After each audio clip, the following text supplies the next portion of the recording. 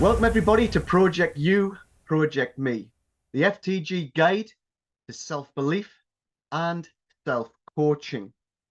Why not come along and listen to people like you, people like me, leaving legacies for your future. Welcome everybody, and today we've got Adam Kirkham, a close friend of mine, someone I met a good few years ago, but we'll talk about that.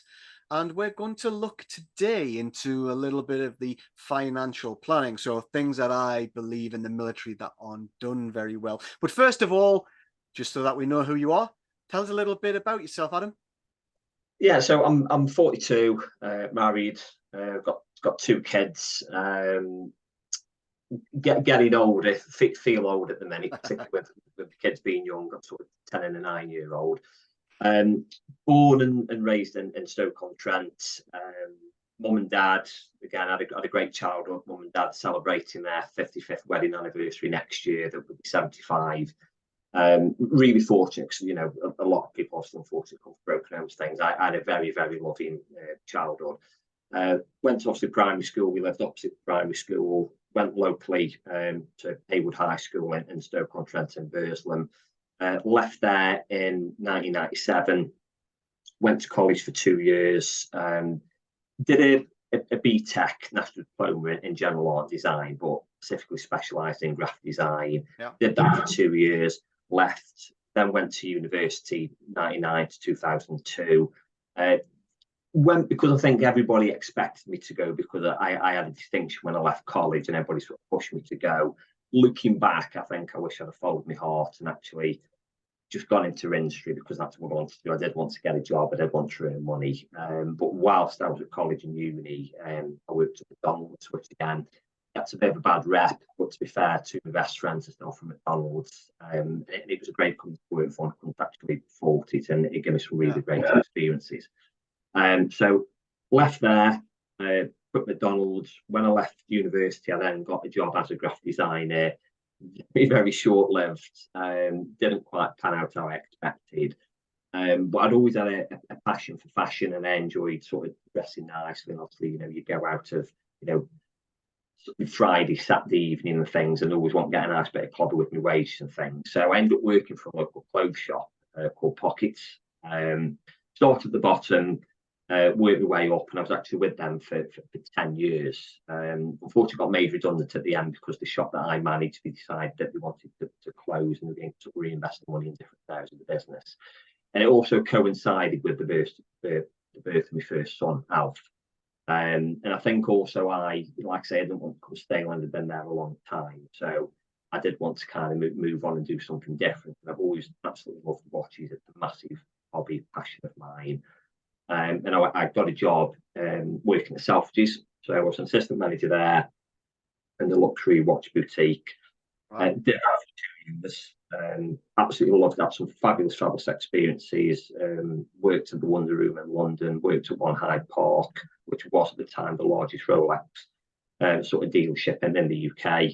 Worked at some of their other stores at the Westfield and thoroughly enjoyed it. But again, like with anything, the travelling was taking its toll. I was commuting from Stoke-on-Trent to Manchester every day. Coincided again with a second child on the way. My wife just said, look, you know, I know you love your job. I know you love, you know, working there, but it was taking its toll and need to spend more time with my family, you know. And again, you're yourself in the military, you're working away a lot, and you know, you understand where I'm coming from that. So a very good friend of mine, a client who I built up and known over the years, a guy named Dave Clapp, and he was one of my best clients when we worked at the clothes shop and always kept in touch. And what I found sort of, you know, really nice and part of that was when I actually left Pockets, the amount of people who contacted me who were clients and who become friends over the years, offering me a job. But because I'd you know, got my mindset on, I want to do this job working in Selfridges, I just wanted to do that. And Dave did say to me, look, if you ever want to, you know, change tact and do something a bit different, there's a job waiting for you, which again was massive. And I remember sort of seeing him, he come up into Selfridges. It was his wife's 40th birthday. She was upstairs shopping, had a good chat with him, flogged him a watch. I was serious when I come work for it. And I said, you know, it's taken its toll a little bit. we've got EV on the way, and it was time for a change. So put me notes in Selfridges, started working for Dave at the county group. Did that for a couple of years. I then unfortunately got diagnosed with cancer, as did my direct boss at the time, who was financial services on the business. So that unfortunately got closed down. I come back into the business doing high net worth and things, which is what I've done previous to that today. But again, it wasn't perfect, and it wasn't setting me on fire, because I had got a bit of a bug for the financial services side. So Dave then said, look, would you like to go and work for our accountants called Mick Clark? Dave had known them for years. They were one of sort of county one of their sort of biggest clients at the time. So I went to work for a guy called Paul Darley, who taught me a hell of a lot in 12 months. Did 12 months there, but again, it wasn't quite a perfect fit. And I saw a job advertisement working with the military, and he said, would you like to brief 50 people a week? Would you like unlimited leads? And as a salesman, ultimately, you kind of think, well, that's what I'm after. It's the hardest thing after, as we know, sales, John, I've been in business now for 4 years, is getting the clients, where to get the business from. So I went and had an interview, got the job, met you on a Monday morning. How do you remember that first meeting? What was it like meeting like an ex-forces and squaddies kind of people? Because it wasn't really your arena, was it? Oh no, not at all. I remember turning up, pulling into Bickham Barracks in Stafford, parking on the left. Yourself and the owner of the business met me. We went in. You got me my ID, and I remember thinking, these blokes standing there with guns. I was very apprehensive, because as a civvy, you kind of, if you say army, I think, oh, go on, run around in, running around fields. RAF, or you think of a plane people flying. Navy, you think submarines or boats, and you don't actually understand what the forces do, and you can pretty much do any job within the forces. So it was a massive learning curve. And obviously I met yourself, and obviously you were introduced as my boss. You were the director of the North, and it was amazing. Absolutely loved it, and really sort of took to it. But I think very quickly, I was obviously asking you a lot of questions, because I wanted to kind of understand. And I think that the big thing was when you said to me, I said, well, where do I service these clients? And you said, well, just, while they're having food. And I was like, what? And I found that really bizarre, because I'd come from a background where we give advice and recommendation, and the business that we're working at the time, we're very much what we call execution only, which is pretty much, what do you want? How much do you want to pay? And you kind of give them what they ask for. And I found that quite hard to understand ultimately, and it climaxed in me and you having a bit of a, not a set to, but I think a heated debate, and me saying, John, I can't do this. I need some kind of office. And because we were on, Beacon Barracks for such a long time, we ended up obviously, you managed to get me an office in the welfare. And it's a great time. It was a great couple of years that we were on Stafford with two businesses. Obviously, we both left the first business that we're working for and went somewhere else. Again, that didn't quite pan out. And here we are today, and obviously we set up 4 and a bit years ago, don't we? Yeah, which brings us nicely to, that kind of time. I think although I'd been in the military a long time, what that taught us both then was how, although we did have some good times doing it, was how you shouldn't do it. Yeah, very much. And it was one of the kind of things that when I look back in my military career, was a bit of a bugbear of what I've seen. So we're very much now of the understanding that we don't go and do that anymore. If we're going to look at a financial future, a plan, whatever you want to call it for people, then that should be done because they want it to be done. And when they are getting it done, or they, are having, let's say, advice, because, you're very, very qualified to do that, then they get the best advice, and they get it thoroughly, and they get it all. This isn't, let's do something in 5 minutes and I'll see you later, I'll never speak to you again for the next 20 years. This is real solid advice. And I think that's what I picked up from you, is I'd spoke and met a lot of people that I didn't have very much trust for, but within that kind of period, I gained that trust. And it was the first real time that I'd gained any trust with a civilian, I think. And kind of then, as you said, the ILG, the FTG, COVID hit. But just before that, you mentioned Dave Clappin, a top guy who'd never met me in his life. And I remember that day that we went and talked about the ILG and how the FTG could one day be this massive thing. And here we are now with this kind of business kind of concept that we've got that's grown and grown and grown. And we're getting a very good reputation, and a lot of that is thanks to you and to Dave at the early times, and absolutely we'll be doing that for the rest of our life, I think, now. But I want to bring you on to the dirty word. There's a lot of dirty words in the military, but insurance is one of them, and I kind of alluded to that just before. The financial picture of a military person, certainly mine, was shocking, and my understanding, very, very quickly before we go into individual areas within the financial world, what are you seeing when you're speaking to these service leavers now of the problems, really in a nutshell, if you like? I mean, I think going back to, when we were on camp, I always felt a little bit uneasy when I was the one that was actually going and asking for a brief. When you were doing that for me, there was no issues because I turned up at a set time. We handed the cards out. People knew they were there for a brief, and off we went. Yeah. And I'll never forget the first time we did our own brief, and I, very off the cuff, went and opened the door and said, right, anybody who doesn't want to be here, off you go. And literally the entire, as you put your head in your hands and the entire room started to walk out, I went, just before you go though, does anybody understand what income protection is?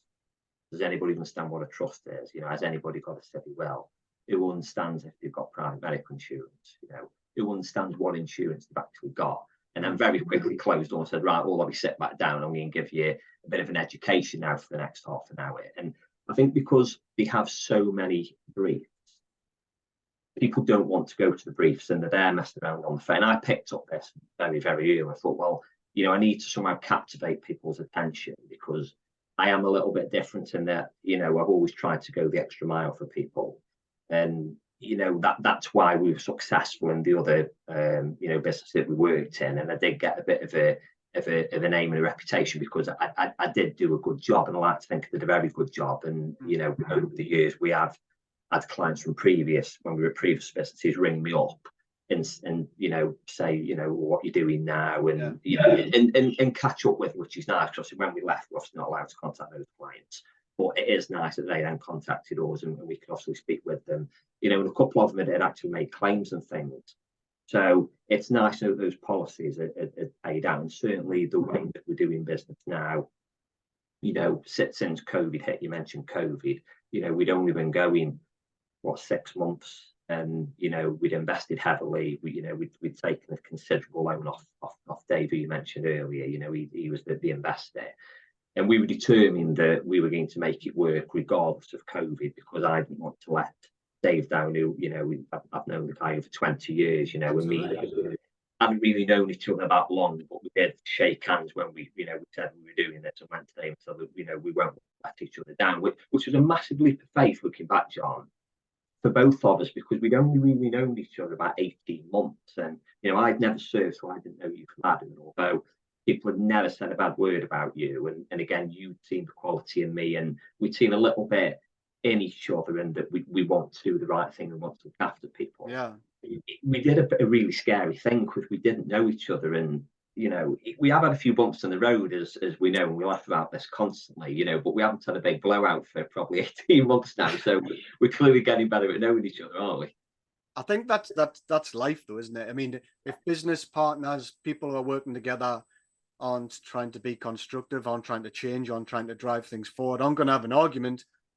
There's probably something wrong. Yeah. It's what happens afterwards, I think, is the strength behind the business. And within a few hours we're back on the phone saying, all right, you're right, mate, how's all that kind of stuff. And sometimes, I think in my early days leaving the military, and I talk a lot, as you know, about my issues when I left the military of not really understanding Civvy Street people, that kind of stuff. A lot of the problems probably came from me, although I'll never admit it. And well, you have now, bump. Yeah. So it was, a lot of it was my misunderstanding. I didn't quite get certain things, and even today with business, you know, I'm still learning. And I'm sure you are, and things like that. That's why we've got a great person like Dave to go back in and say, what is this? What should we do here? How would we kind of drive this forward? And that's all the great stuff. You know, that's got us to where we are now. But you know, I must say a personal thank you to you. I know I've probably done that, you know, once or twice over the phone or whatever, but in front of a forum here of people who understand what we do, I do thank you for allowing me that time to discover who I was again, because I'm finding that I'm getting to that point now where I'm really starting to get it, and things are really starting to kick on. But you know, it took what, 7 years. It's not easy, and this is why military people have a problem. It's got nothing to do with this company, your company, all the other things we've done. The problem is I've left the military. Yeah. So that's why we're doing what we're doing. I think you're spot on. And obviously, because I haven't served, and I again was learning about, you know, the military mentality, and the fact that you've been in a place that's pretty much a closed book to a certain degree for 22, 24 years. It's a massive change. Yeah. And you know, as much as you know, I mean, I don't know how many, you know, ex-forces, veterans, servers I've spoke with over the years. You know, it's a hell of a lot. I can always empathise, but I still don't know what it's like. And although I didn't know you pre-leaving, again, I thought you're absolutely, you know, great, and we've gone like an house on fire. The difference that I've seen in you in these 4 years that we've been in business, and again, the 6 years that we've known each other, it's massive. And I think very much now I'm seeing the John that people knew, who was that RSM, who, you know, was the badge, and, you know, everybody respected.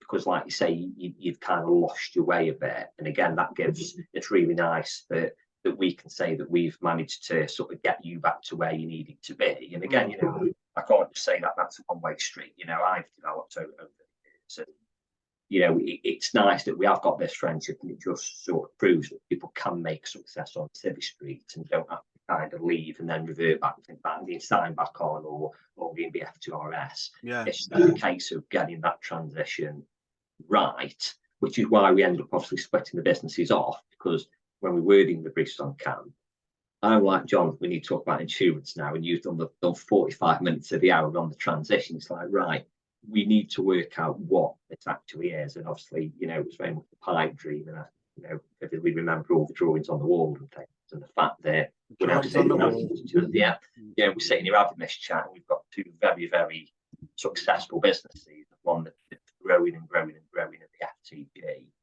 It does put a smile on his face, and it's nice to go better than he, which I say to a lot of clients, knowing that without people that you've maybe spoken with, 6 people, I've spoken with a few, regardless of whether they take insurance offers or not, you might have just been able to help that person or give them a little pearl of wisdom. It's going to make the day, you know, and it's much easier to be nice than be horrible to people. I think that's why we are where we are, because people remember that and come back to us. And, you know, your original question, we're turning that dirty word of insurance, because of the stigma that it is on camp, that people are forced to go to these, because you as an RSM, the WO2, have to give people a financial brief by doing it a bit different and not ramming down people's throats and saying, look, it's your choice. If you want to book it, great. If you don't, that's your risk. That's your risk assessment. And, you know, slow and steady wins the race, which is my motto, as you know. And, you know, it's been okay, touch wood, as it goes where we are today.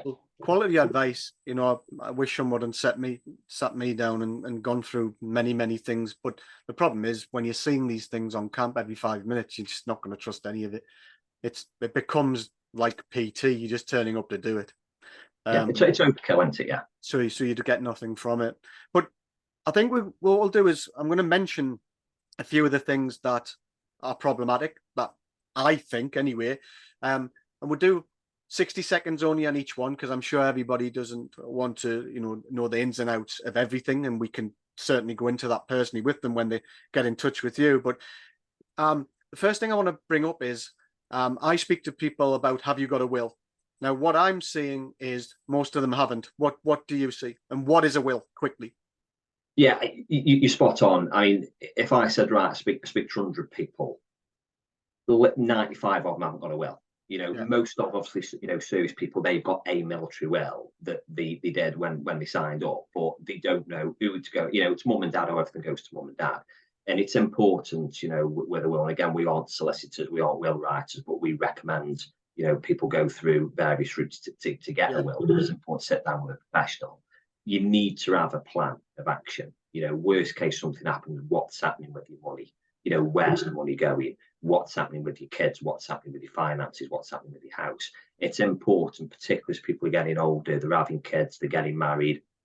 You know, and also the amount of times we've heard the horror stories that somebody's got married, had kids, got divorced, don't have anything to do with the wife and kids, Money's gone somewhere. and it's gone somewhere else because they were put down incorrectly. The person has updated the will. So you've got to have a good quality will in place. You know, you know, sit down and speak to somebody. It's important you get that right. Yeah, I remember my brown envelope coming across 3 weeks after I've left, and I don't even think it had anything on about apart from my rank, my name, my number. I hadn't even really done anything on it. Yeah, and most people don't, because again, at the age of 16, 17, 18, well, you're brand new, aren't you? What do you write on it? Well, you're supposed to update it, but actually what really happens is people walk into the clerk's office and the clerk says, you got a will? And you go, yeah, and they go, right, see you later. That's in theory what happens. Or people will say it doesn't, but it does, because I used to be there. Next one is pensions. Now, we've got lots of pension expertise out there and things like that. You know, we're not really going to start going into who they are. But again, when I speak to people and I say, do you understand a pension? What you're going to get from the military, whether you've served for 22 years, less or more? Are you going to get a lump sum, or what's going to happen with your pension? Or do you know you're going to get a pension when you hit Civvy Street because it's the law now and the company must provide that? What are you seeing with that? What's the understanding? Because my understanding of speaking to people is no one's got a clue. Yeah, it's zero. And, you know, if I ask you now, how many pension briefs did you have over your career? How many was it? Well, the pensions briefs I had was over 20 odd years was 2. There you go. And I think that's the thing, you know, the pension and the military, people can argue and say, oh, it's better, it's worse than it was. You know, we are not pension specialists. You know, I'm not authorised or regulated to give any financial advice on that. But from my limited understanding, obviously, you've got the 75, the 05 and the 15, you've got the McLeod ruling and all that. We have people that we can obviously introduce our clients to explain fully about the pensions. But people don't have an understanding. And I think the biggest concern is, you know, that Pen 1 for when you're leaving and you've got to go onto you know, JPA and tick this and fill this in. If that's wrong, that's going to cause a world of pain for someone. So it's important that, you know, you do have a pension brief, or again, you ask, you know, a senior, you know, can we have a pension brief? And you go through the pension society, for instance, because ultimately they are there. You pay a fee. I don't know what the fee is now. And they are experts in that. So it's important that you utilise that and you make sure you know what your pension is when you leave. And, you know, are you going to, you know, put it all into the pension, have a bigger pension pot, or are you going to take that lump sum? You know, most people get a gratuity about, you know, 60,000 who've served for, you know, for 20 plus years. You know, for a lot of people who've lived in quarters all their life and perhaps haven't got a deposit, that's important to potentially use that gratuity to put down on a property, you know. But then we meet other people who've gone on the property ladder early, and then they've met somebody else who's in the military, and they've got, you know, property each. And I had a client the day who's then bought another property. You do see two massive sides of it, and that you've got people who are very switched on and actually have a financial plan. Unfortunately, people who haven't got the financial plan and struggle. Yeah, certainly. I don't even think, you know, until recently I even understood my pension. I've only just found out it goes up when I'm 55. So that's how much I know. But let's hit some of the hard hitting ones on camp. So the girl in the naffy, the life insurance, selling a product rather than giving advice and things like that. Life insurance, I had a terrible policy. It ran out 22 years. All that kind of good stuff. The company I actually bought it from were bust. Or no, it didn't go bust, was sold. But because of postings and all the different stuff that happens in the military, I didn't even know. So if I didn't even know who I was insured with, how did I ever know my policy was ever going to pay out? What are you seeing with simple things like life insurance, if you like, that everyone in the military gets sold all the time in the cookhouse. Yeah, it's cheap and cheerful sometimes. You know, there is companies out there that do a good job. You know, I'm not disputing. I'm not saying, you know, we're the best and other people are the worst. Just going on to actually mention about, you know, moving around and things. You know, the amount of people used to come across with kit insurance, and they'd say, "What's your address?" And they say, "Oh, over the road on the patch," in a quarter. And it's like, well, this has got all the shot written down. So you're paying for kit insurance that's not going to pay out because you've got the wrong place insured.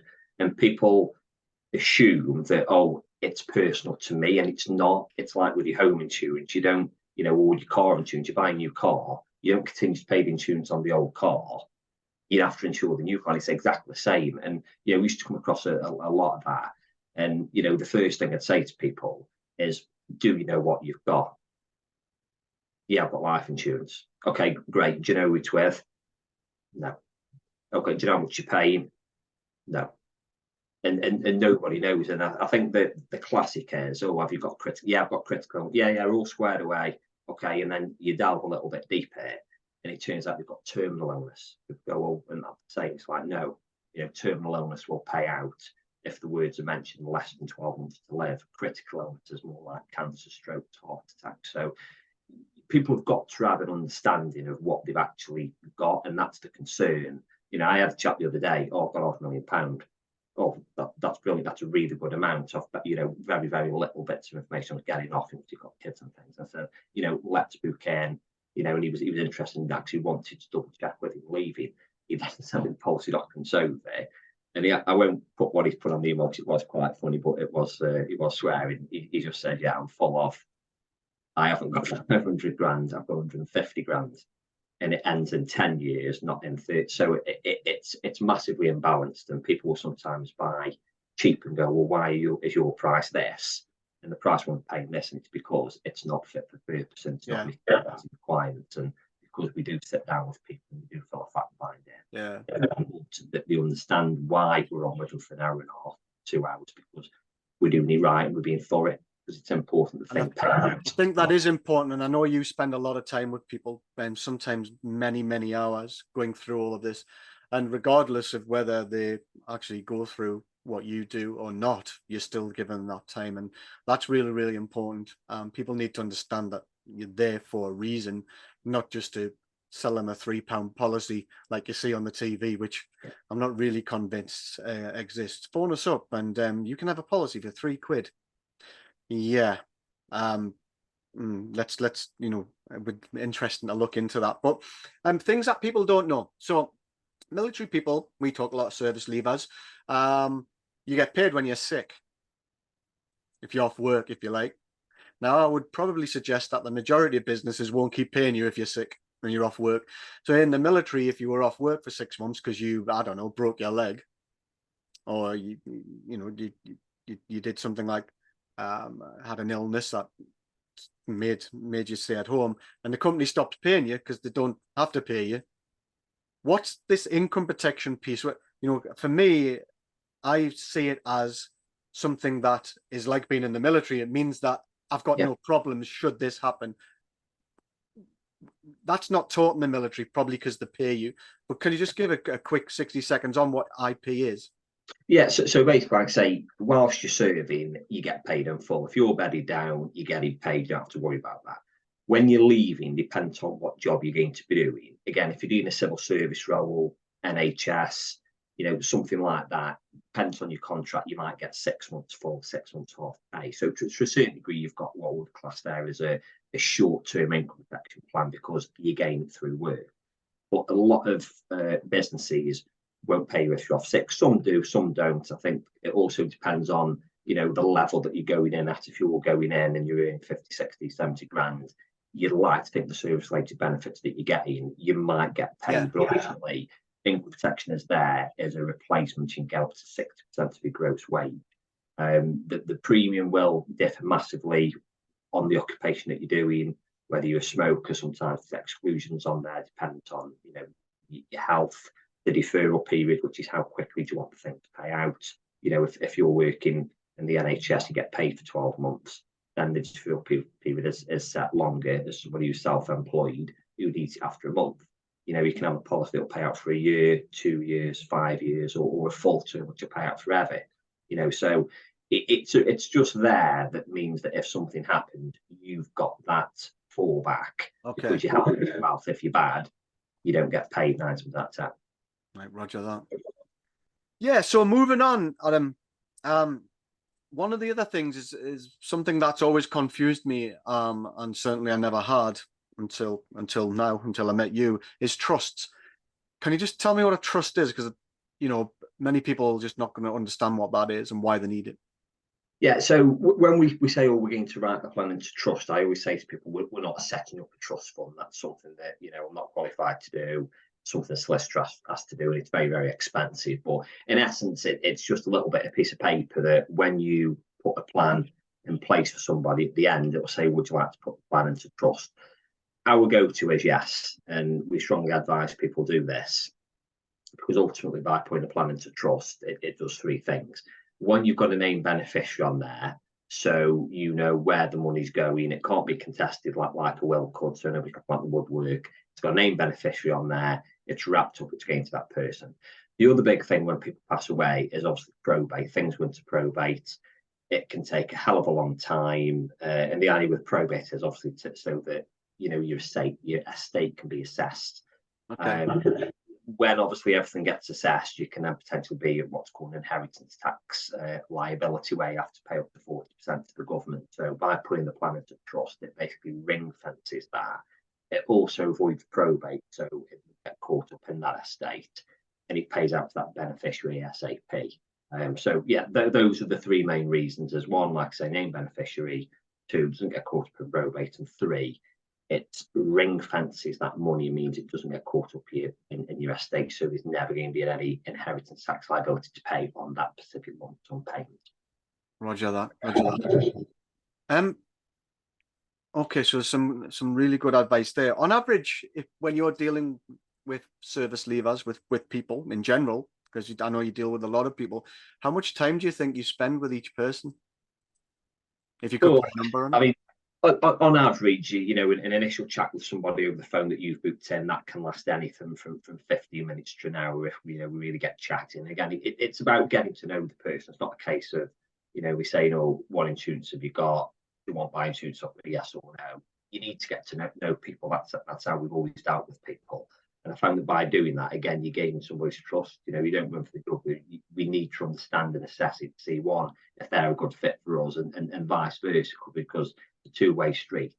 And we want clients, not customers. You know, we don't want somebody who's, you know, here today, gone tomorrow, like we are with them. We want it to be a long-lasting relationship. You know, an initial appointment can be anything from an hour to a couple of hours. Again, depends what we get chatting about, you know, how much detail we go into, you know, how complicated that their policy is, you know, and just going through all that and doing that due diligence on that initial call. You know, at the minute we tend to have 4 or 5 calls with people. You've got that initial one, then you've got the one that you book in, like I say, up to 2 hours.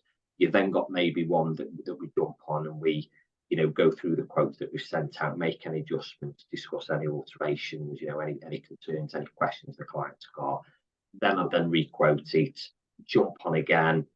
We then have another chat, again, potentially do some more tinkering, put the application through, and then obviously you've got all the back office side of the suitability reports, you know, the recommendation letters, you know, getting all the compliance documents signing. So all in all, it can be anything from 8 to 12 hours per client. Wow. As a higher file. So, and people don't see that. They just think, oh, you know, you get paid bump and that's it. And it's like, no, there's a hell of a lot of, you know, that goes into that. And also, particularly on the companies that we deal with, the insurers, Vitality, because clients interact with it, we book, I would say, 99% of our clients in for a setup call, which again we don't have to do, but we do, because again it's building that relationship and actually set the system up. Yeah, correct. So it's a massive investment. You know, we've had these conversations. You know, potentially in the future it'd be lovely to be in a position where we can actually have a specific person that we employ who actually does that setup call and actually can manage that client through any issues that they have. You know, we're still going to be advice and I'm still the advisor, but to actually have somebody dedicated who's a specialist in that, to really add even more value to what we're doing as a business. Yeah. It's how can we add value to somebody, and if we can't add value, there's no real point as being our advisors and being our clients. 8 to 12 hours is a day's work, and a bit more. You might suggest it's a day and a half's work on each single person. That's a lot of investment in somebody. Certainly better than the 20 minutes that I got in my military career. Clearly, I understood nothing. Probably will understand in a day and a half. So I suppose that's how much people value their futures, their lives, their families. If they really want to understand and they really want something quality, that's going to have a lot of follow-up, and it's going to have a lot of interaction with yourself. Then you'd be the man for me. And every year we obviously give people an annual review. So if there is follow-up, and we periodically check things change as well. And that's the good thing by the amount of people who I speak with and say, when was the last time you heard off your protection advisor, your protection broker? Never. And they might have had the policy 10 years. So again, it's changing people's opinions of, well, what is my broker here to do? We're here to look after you and protect you. So at least if we're giving you a nudge every year, if you have had another child, or you have moved careers, you've left, or you have had a house move, we're there to make sure that your insurance is, again, still fit for purpose and meeting the requirements moving forward. Well, clearly dynamics change all the time, and service leave has dynamics changing then. Or about to. Lots and lots of change. So what's the most common problem you see, if I could put you on the spot, the people and clients that you speak to? What's the biggest thing that you see, the biggest problem? It's just that they physically do not know what they've got, and they're very much confused.com with regards to, I just don't understand what I've got, and the big thing as today is people think they've got critical illness cover when they haven't. They've got terminal illness, and also that's a massive thing if somebody thinks that they're insured if they get cancer, and then bump, it's a very bumpy road if they're not, and it's like, well, there's nothing you can do. And this is the big thing. It's making sure people got good quality cover in place, because as I mentioned earlier, I had cancer myself. My policy paid out brilliant, but it's like, have you got a plan B or a plan C? 9 times out of 10 people haven't, because it won't happen to me. And I was one of those people. I was my average client. I'll be fine, but luckily I did have something in place, and it did pay out. But it's what you do after that, because it depends on what you've had, the severity. It could be 3 years, it could be 5 years, it could be 10 years, it could be you can never get insured, or if you can, like with my premium, it's 110% more what it should have been, based on a 39-year-old. I got diagnosed at 36, 3 years later I could put a plan in place, and I pay a hell of a lot more than what I should have done. But if I'd have had the right cover in place and been with perhaps a slightly better provider that would have been protected, I wouldn't have been in the position that I'm in now, where I'm paying a lot more. But as I said, it won't happen to me, and it did. It'll never happen to you. I think everybody thinks that. I guess it's the biggest waste of money until it goes wrong. Very. When I say to people, insurance is the biggest waste of money that you spend every month, but you're actually having peace of mind, and people will not think twice about having Sky TV and super quick broadband and the phones, and paying 150 to 200 quid out for all that as a package. But then you'll say to somebody, you're married, you've got a mortgage for 300 grand, you've got 2 kids, you're both earning good money, and you try and say to somebody, you need to potentially be setting aside X amount, and sometimes they think you're on another planet, but it's like, well, good quality stuff, same insurance. Good insurance isn't cheap, and cheap insurance isn't good, and it's finding that right balance. And we'll make a recommendation. The recommendation is always going to be weighing above what the client can afford, because that's what we're designed to do. We've got to give you the all singing, all dancing, out and braces policy, but then you've got to reel that back in and also say to the client, what's your budget? And I think people have got to have a realistic budget as well. And a lot of people say, well, I've never had this insurance before, so I've got no idea how much it's going to cost. So again, it's up for us as advisors to try and manage that client journey so that they understand that stuff isn't cheap. And sometimes people might say, well, I thought it'd be more expensive, which is always nice. So, well, would you be happy to spend a little bit more? Because obviously, ultimately, you gain more bang for your buck. It comes down to the individual and what they want. The more products you have in, the more it's going to cost, unfortunately. And, quality over quantity as well as another thing. Yeah. And I always had the thought processes of you've been a little bit ripped off, but clearly you mentioned you had cancer and yours paid out. Is it designed to pay out? Or Massively. Yeah. John, I'll be honest, like I said, I've done this job a long time now, and even when I, came to make a claim, I 100%, like everybody else, thought, yeah, it's what I always think. Is this going to pay out? And, the process was very, very slick. It was very, very quick, from the point of me thinking, I think I've got cancer and finding the lump. I immediately pulled out the plan, started reading through it. And then I rang up the insurer.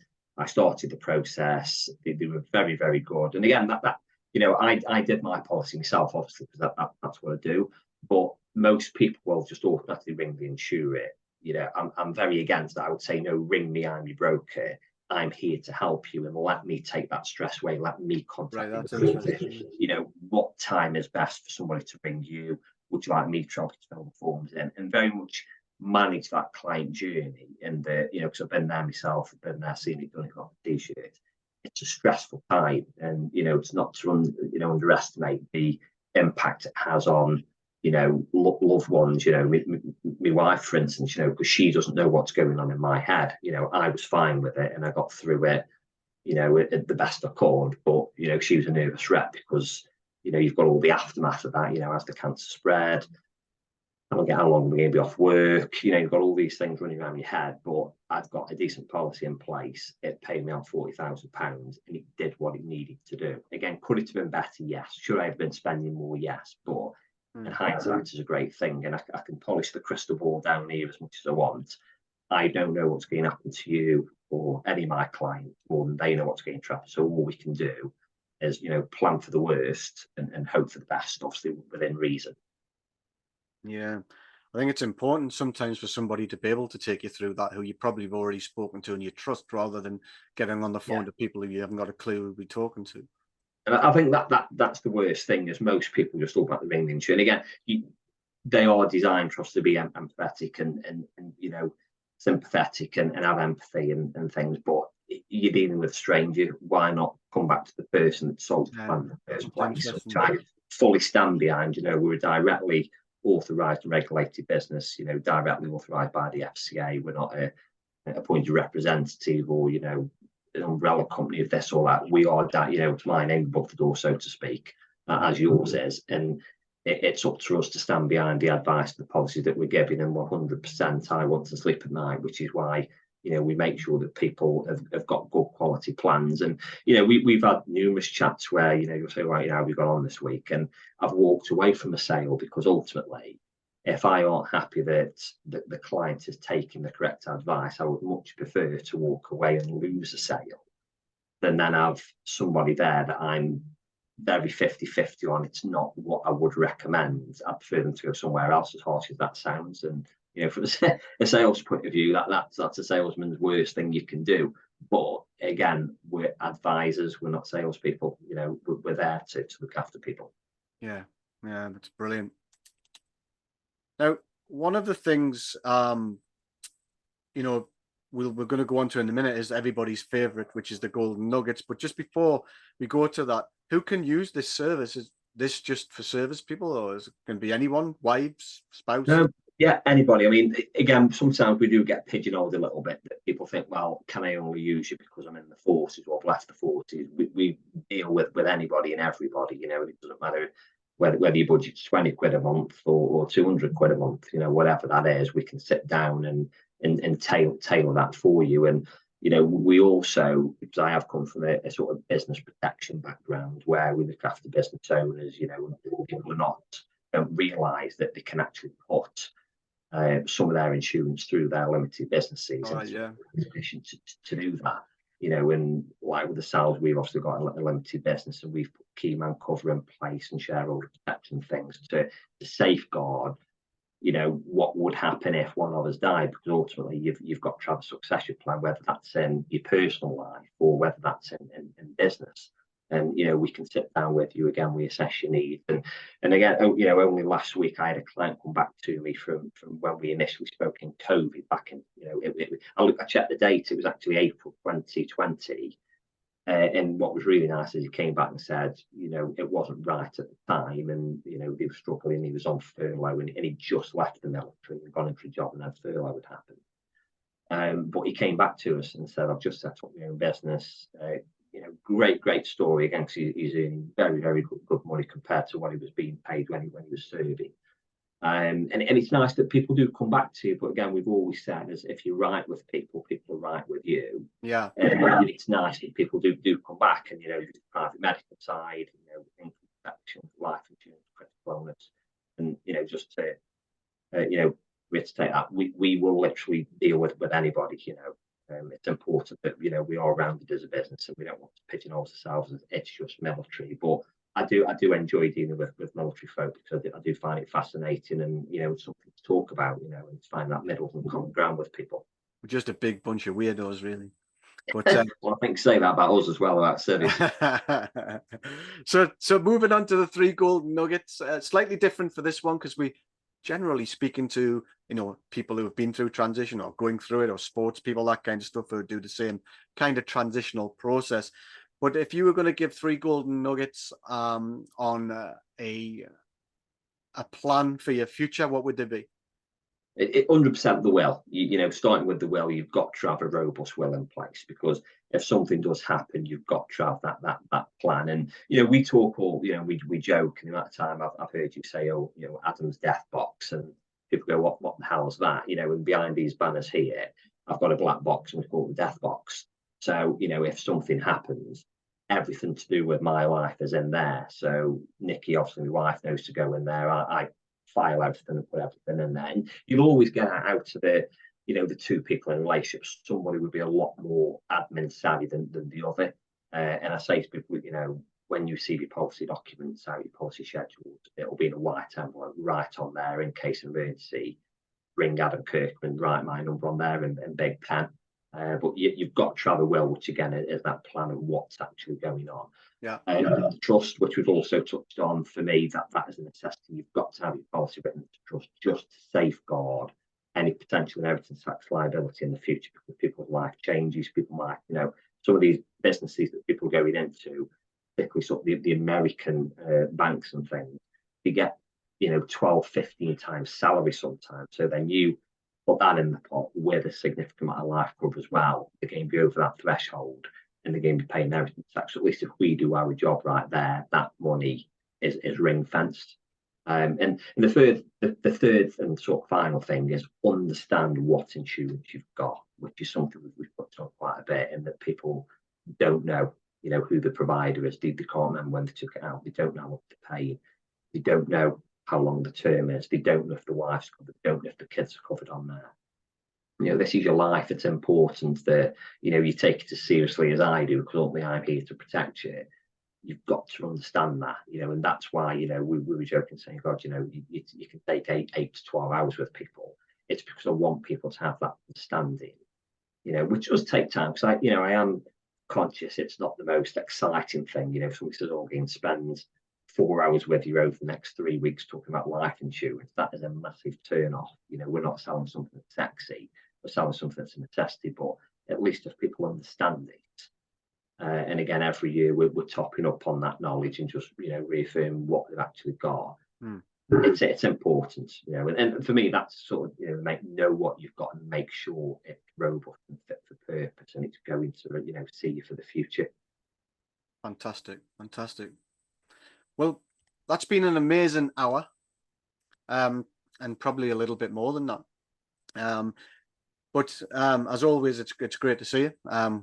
Perhaps don't see as much as we should do, and also I'll just reiterate that the thanks for the last kind of 4 years. It has been a roller coaster, but it's been a fantastic one, and I think we're kind of going around the hoops right now. So we're seeing some good success. I would ask anybody to get in touch with you to have the chat. At the end of the day, what have they got to lose apart from a little bit of their time? And I know, watching you and seeing you develop the business and how you do work, and listening to many comments from other people, the level that you actually really go to, that's probably a way above many people within that business, which, as you say, isn't a sexy place to be. It's not a sexy subject, and as I say, is the biggest waste of money until you actually need it. But thanks so much for coming on today. I know you're really busy. Certainly, a lot of kind of work that you do comes from all the great people I speak to, and I look forward to catching up with you again soon. And have a great week. Yeah, no, I mean, just one final thing. It's just sort of sprung into my mind there. It's just finishing off. People sometimes say, well, how much does this cost? And it's like, well, yeah, my time isn't for free, like your time isn't for free, but we don't charge a fee. So, we get paid commission by the insurer. It's a commonly asked question people do ask, why would you get paid? It's like, well, we get paid commission by the insurer. Yeah. But, we do have times where sometimes you will spend hours and hours and hours with people, and it just simply isn't right for the client. And you win some and you lose some, but we do not charge a fee. Again, it's about doing the right thing. If we get paid, brilliant, that's why we're here. And again, initially we also invested a lot of the money that we're making into the FTG, and it's lovely that now that's obviously standing on its own 2 feet. And I also want to say thank you, John, because it's a two-way street, and if I haven't got you, there'd be no money coming in, and vice versa. So I think that's the thing with, as the business has gone forward, we've realised that although we are the foundations of the businesses, it's now lovely that we are taking extra people on. And on our side, we've obviously got Richard, who's now a director, and we brought Richie on for 3 months ago. He's now brought Mandy on, and it's lovely to see the business growing, so that we can actually start, hopefully, over the next couple of years, enjoying the fruits of our labour. So yeah, we're from different worlds. We've obviously come together, and it's nice that we've got this business relationship, but we've ultimately got a very, very strong personal relationship, which it is nice that that's obviously growing. And again, we know each other's family and things, and we do meet up. Although you're in York and I'm in Crewe, we do meet up when we can, but we probably do speak 2 or 3 times a day, don't we? Usually, Sometimes, yeah. 2 hours. So thank you. Well, that's why everyone's passed over, because the service is probably it is the best I've ever experienced myself, and from what I hear from other people. And you've got to take something away from that. And the fact that when people do speak with you, it's free. There is no charge for it. That's why we pass them over. Yeah. And if nothing else, they get some top quality advice, and they can move forward with their life. And it's their risk at the end of the day. Yeah, exactly. And I always say that to people, say that it's up to you. Yeah, absolutely. I'll put you back and force you. If it's of interest, let's book in for a review via Zoom. And that's one thing that I enjoy now, working from home and not being on camp, is I always felt everything was rushed because people are busy, and I get that. And people want to do it in a one, and I couldn't get the head around that at first. Let's do it now. So I can very much slow the appointments down, and again do it over a few points, and that's ultimately where the value comes in. The client knows what they're buying, they know what they're getting, they understand it, and it's not done quickly. And I think it'll eliminate a lot of number 3, as in, what have you got? I don't know. You should have at least an idea, because we've spent so much time on it. Absolutely. And we'll leave it with that. Brilliant. Thank you, John. Kind of come back to that all the time. The minute you feel valued is the minute that you're going to win. Yeah. So thanks again for your time. Stay safe. Take care, and speak soon. Cheers, John. Bye. Bye-bye. So, ladies and gentlemen, that's Project You, Project Me. Thanks for listening in. But remember, we have a Project You, Project Me guide to self-coaching, to self-belief, and it can all be downloaded on our website. We also do the 5 fundamentals: CVs, professional writing. We do brand, we do CPD, making sure you're going in the right direction.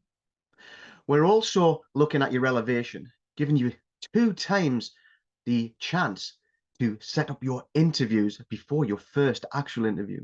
And also we look at your financial plan, massively important for your future, for you and your family. So why not come along? Have a look. What you got to lose? It's all free. Stay safe.